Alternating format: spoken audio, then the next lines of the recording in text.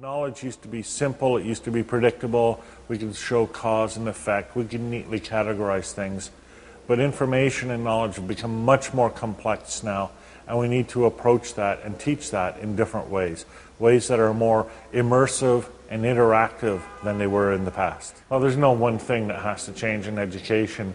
It's almost a rethinking of the entire system, of the entire concept. In the past, we thought of education as something like transmission, where we had knowledge, we had values, and we as parents and teachers would pass those on to our children, and our children would receive those and absorb those. But more and more we're seeing that each generation has to create its entire base of knowledge anew. And so we need to explore ways to enable them to do that most effectively and efficiently in ways that preserve the existing culture but allow them to create their own version or put their own stamp on the new generation of knowledge and the new generation of culture.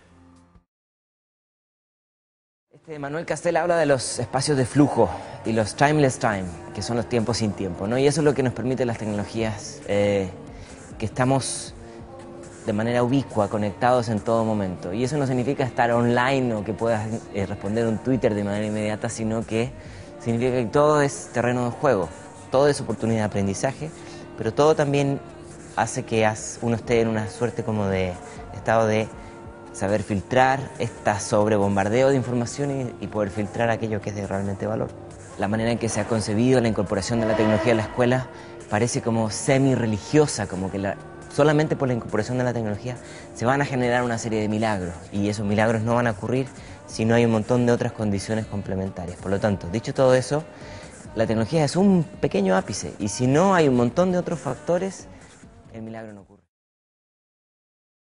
I do think that the nature of teaching is changing because of this situation, this circumstance, and I think that correspondingly the process of teacher education has to change. I don't know the situation in Argentina all that well, but in my own country I have to say that the process of teacher education has been slow to adapt to the changing circumstances of teaching itself. For example, if we think that technology is becoming more and more an important part of the classroom, the teachers have to be able to navigate, then technology has to be a bigger part of the teacher education process itself.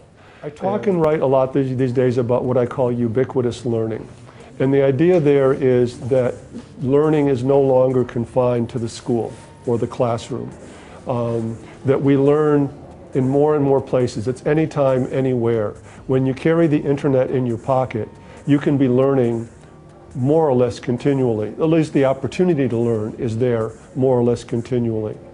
So the school of the future will have to be much more connected with all the other places where learning happens.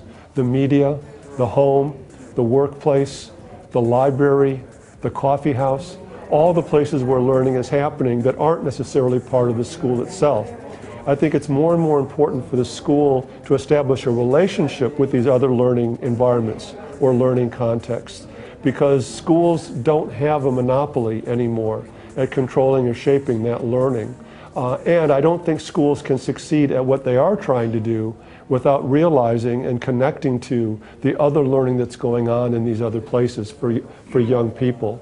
So the school of the future is, I often describe it as the hub of a wheel with spokes, so that the school is still central, but it's connected to other places where learning is happening. So the school of the future is itself, I think, going to be a much more connected space.